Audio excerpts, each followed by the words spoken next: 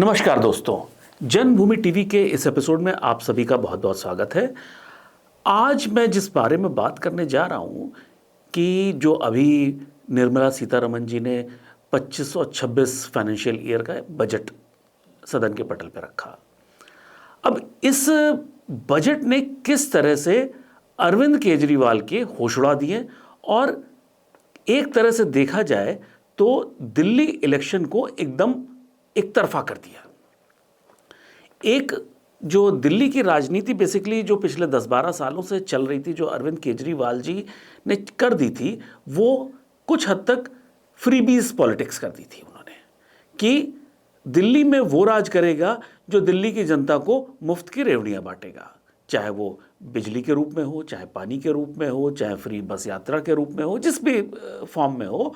वो दिल्ली की राजनीति पूरी तरह से मुफ्त की रेवड़ियों पे हो गई थी।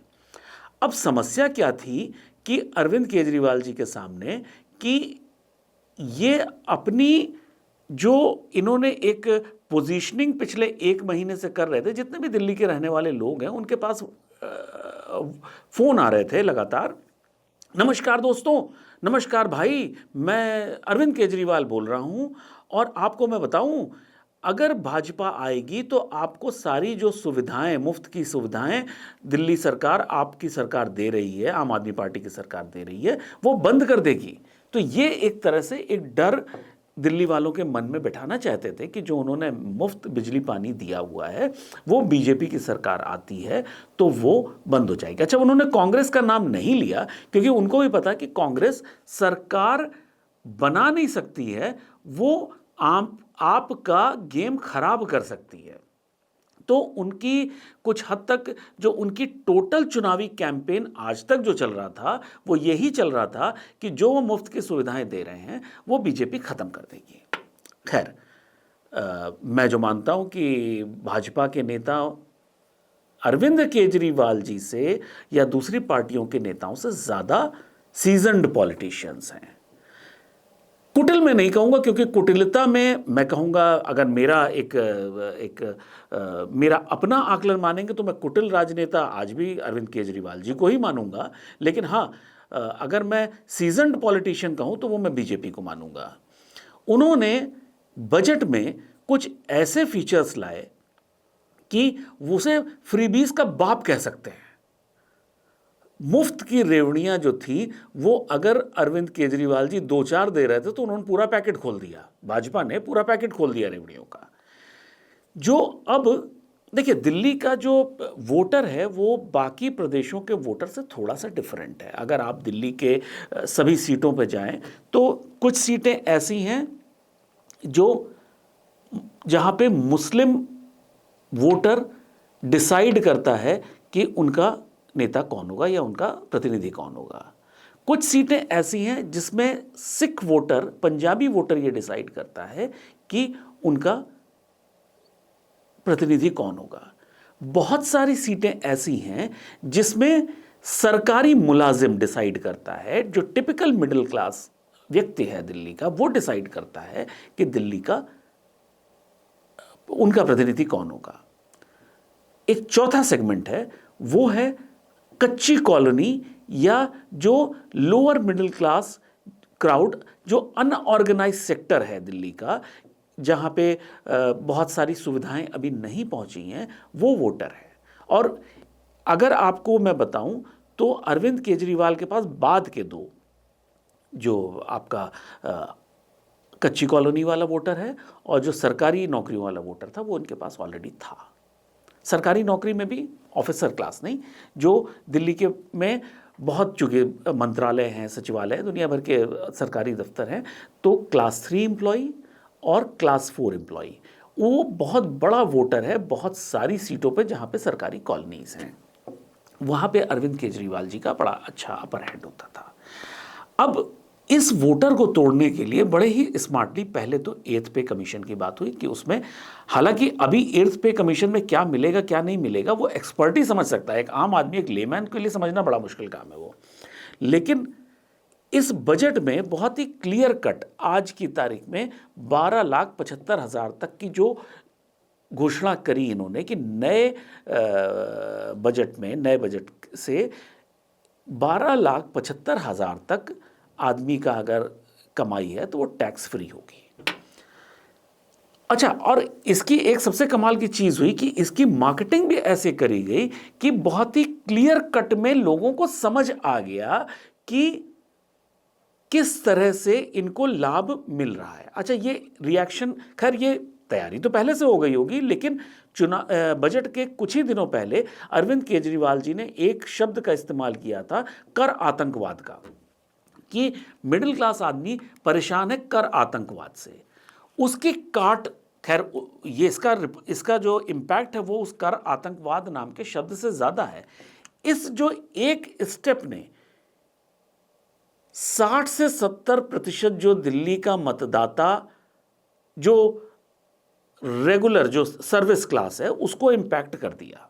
जो प्राइवेट कंपनियों में नौकरी करता है, जो सरकारी दफ्तरों में क्लास 2 क्लास 3 एम्प्लॉई है, जो क्लास 4 एम्प्लॉई है, छोटा व्यापार करने वाला, इन सब को एकदम से एक झटके में बीजेपी ने आम आदमी पार्टी से अलग कर दिया। अरविंद केजरीवाल जी के साथ समस्या एक थी कि वो बातें तो खैर उन्होंने करी थी जिसके झांसे में या जिसके बहकावे में दिल्ली का वोटर बहुत सारा आ गया था, लेकिन इस एक्शन से बीजेपी ने यह बता दिया कि अरविंद केजरीवाल जी सिर्फ कर आतंकवाद की बात कर रहे हैं, वो उस पर कर कुछ नहीं सकते, लेकिन हमने ये करके दिखा दिया। तो ये जो चीज हुई है, इसने बहुत बड़ा दिल्ली के मतदाता के दिल में एक ये विश्वास बैठा दिया है कि भाजपा की सरकार ने ये हमारे जैसे मतदाता को, हमारी कैटेगरी के मतदाता को ये दे दिया है, तो साथ में उन्होंने ये ट्रस्ट भी दिया है कि जो हमें फ्री की बिजली पानी मिल रही थी, जिसमें भाजपा के सारे नेताओं ने हर जगह जाके कहा कि वो बंद नहीं की जाएगी, उस पर भी विश्वास हुआ। हालांकि मेरे से व्यक्तिगत मेरी राय पूछेंगे तो ये फ्री की बिजली, फ्री का पानी, फ्री की बस यात्राएं, फ्री की बाकी चीज़ें, मैं व्यक्तिगत रूप से मैं इसके फेवर में हूं या नहीं हूं वो अलग बात है, लेकिन एक चीज ये जरूर है कि आज की राजनीति में अरविंद केजरीवाल जी ने इस भारतीय राजनीति को इस जगह पहुंचा दिया है कि हम सब यही बात करेंगे, नहीं तो इसके बिना हम सर्वाइव ही राजनीति में नहीं कर सकते। आज चुनावी घोषणा पत्र जो होता है वो एक तरह से रेवड़ी पत्र बन गया है कि हम क्या क्या मुफ्त देंगे। आज कोई भी सरकार इंफ्रास्ट्रक्चर की बात नहीं करती, पॉलिसी की बात नहीं करती, अपनी योजनाओं की बात नहीं करती, वो सीधी सीधी बातें सिर्फ एक चीज़ की करती है कि हम तुम्हें फ्री में क्या देने जा रहे हैं। ये बहुत दुर्भाग्यपूर्ण स्थिति है भारतीय राजनीति की, लेकिन ये है, तो अब हमें इसके साथ जीना है। और खैर, डेमोक्रेसी एक ऐसी चीज़ होती है कि वो अपने आप को इवॉल्व करती है। ऐसा नहीं है कि राजनीति कोई रूल बुक है कि ये डेमोक्रेसी में ये किताब है कि इसी पे चलना है। ये तो धीरे धीरे अपने आप डेवलप होती रहती है और अपने आप चीज़ें बिगड़ती भी हैं और सुधरती भी हैं। तो ये फिलहाल अभी बिगड़ने का फेज़ है, सुधरने का भी फेज़ आएगा। अब जिस तरह से अरविंद केजरीवाल जी का वोटर जो कच्ची कॉलोनी वाला है, जहाँ पे इनका बहुत बड़ा एक इनका सीटें आती हैं, जो सरकारी नौकरियों वाले हैं, और कमाल की बात यह है कि सबसे बड़ी चीज़ यह है, नई दिल्ली जो सीट है वो दो तरह के मतदाताओं से बनी है। एक तो बनी है वहाँ पे सरकारी एम्प्लॉयज़ की, और दूसरी थोड़ा वर्ग है वो है कच्ची कॉलोनियों का। तो इन दो का उसे कच्ची कॉलोनी की जगह अनऑर्गेनाइज्ड वोटर हम कह सकते हैं। अनऑर्गेनाइज्ड वोटर जो है इन दो वर्गों का बना हुआ है। इसमें अरविंद केजरीवाल जी के लिए इवन अपनी सीट निकाल पाना बहुत मुश्किल हो जाएगा। मैं कई सारे टीवी चैनल्स पे एक चीज़ देख रहा था कि लोग अरविंद केजरीवाल जी की नई दिल्ली कॉन्स्टिट्यूंसी में जाके लोगों के इंटरव्यू ले रहे हैं, तो वहाँ पे सारे लोग ये कह रहे हैं कि अरविंद केजरीवाल जी ने झूठ बहुत बोला है, अरविंद केजरीवाल जी बातें करते हैं, काम कम करते हैं। तो इस तरह का माहौल ऑलरेडी अरविंद केजरीवाल जी के अगेंस्ट बना हुआ है। ऐसी स्थिति में जब भाजपा ने डिलीवर कर दिया, उन्होंने दे के बता दिया, सही या गलत, फिर मैं कहूँगा मैं इस बात को जजमेंट नहीं दे रहा हूँ सही है या गलत है, ये कर दिया है उन्होंने। अगर आप राष्ट्रीय जो नेशनल एक्सचेकर है उस पे नुकसान की बात करें तो देखिए सरकार नुकसान में कोई काम नहीं करती है। जो जीएसटी से इन्होंने अपना रेवेन्यू बढ़ाया वो डायरेक्ट टैक्स में कहीं ना कहीं कम कर दिया, तो उन्होंने कहीं ना कहीं अपना बैलेंस कर लिया। ऐसा नहीं है कि उन्होंने बैलेंस नहीं किया है कि वो अपने घर से कुछ दे रही सरकार, ऐसा कुछ नहीं है। वो आप ही का पैसा आप ही को दूसरे फॉर्म में दिया जा रहा है। अब ये आता है कि अरविंद केजरीवाल जी के सामने रास्ता क्या बचा है। अरविंद केजरीवाल जी के सामने रास्ता अब एक बड़ा मुश्किल है, जो रास्ता कांग्रेस ने उनके लिए बहुत डिफिकल्ट कर दिया है। अरविंद केजरीवाल जी को जो पहले मुस्लिम मतदाता एक तरह से उनके साथ था, आज हालत यह है, आज की तारीख में जब हम चुनाव से 2 दिन पहले 3 दिन पहले बैठे हैं, कांग्रेस ने अपना चुनाव प्रचार जिस तरह से किया, जैसे वो लग रहा है कि भाजपा से चुनाव नहीं लड़ रहे हैं, वो आम आदमी पार्टी को हराने के लिए चुनाव लड़ रहे हैं।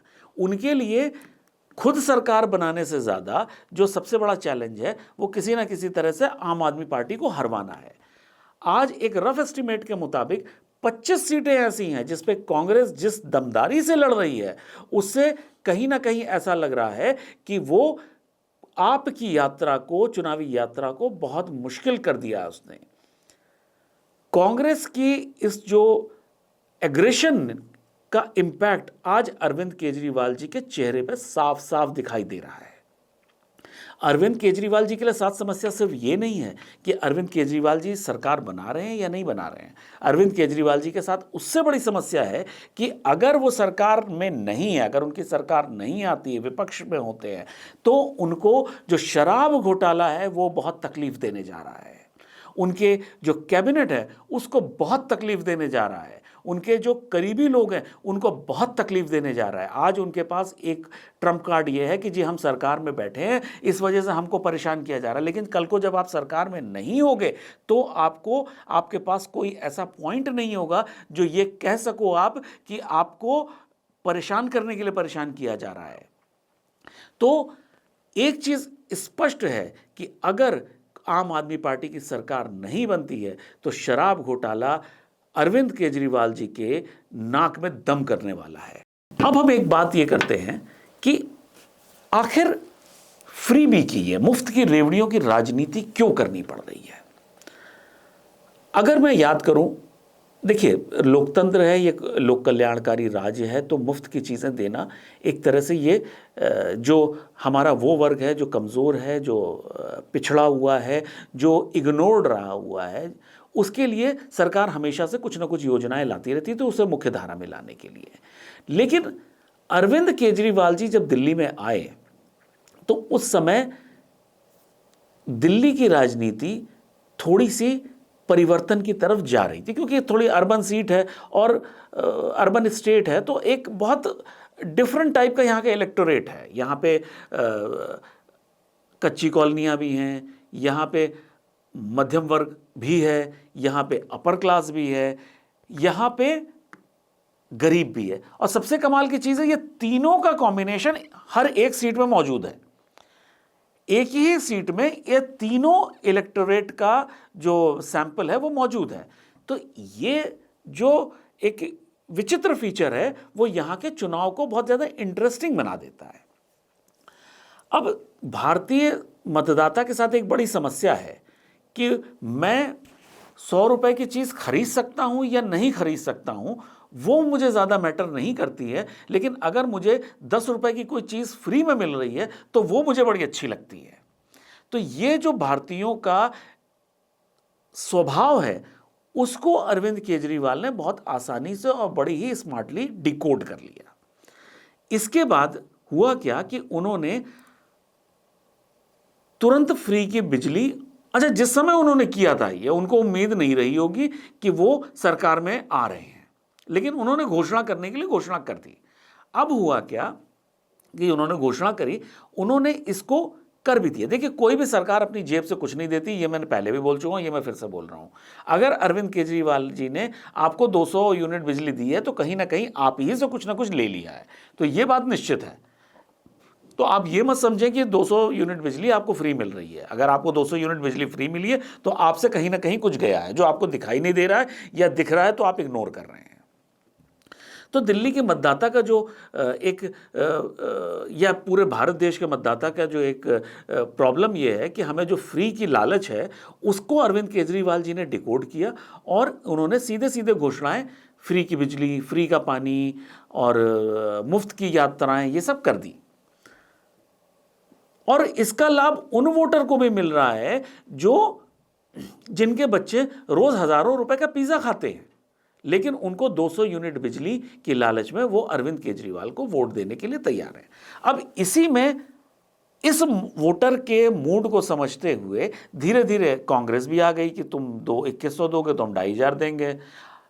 बीजेपी भी आ गई, जी हम आप इतना दोगे तो हम उतना देंगे। अभी आज से 2 महीने पहले तक अगर देखा जाए तो भारतीय राजनीति के फ्री बी मास्टर या फ्री बीज के जनक हम अरविंद केजरीवाल को मानते थे और फ्री बी की राजनीति करने में सबसे ज़्यादा माहिर खिलाड़ी अरविंद केजरीवाल जी थे। दिल्ली के बाद वो हर स्टेट में जाते थे और वो कहते थे जैसे हमने दिल्ली में फ्री की बिजली और पानी दिया है, फ्री की यात्राएं दी हैं, आप लोगों को भी देंगे। लेकिन बीजेपी के इस मास्टर स्ट्रोक ने फ्री बी की राजनीति का बीजेपी को ज़्यादा बड़ा खिलाड़ी बना दिया। अब इस चुनाव में ये फ्रीबी की राजनीति की एक एडवांस लेवल की प्रयोगशाला होगी। क्या फ्रीबी की राजनीति ही इस देश में सरवाइव करने वाली है? फ्रीबीज की ही राजनीति इस देश में रहने वाली है?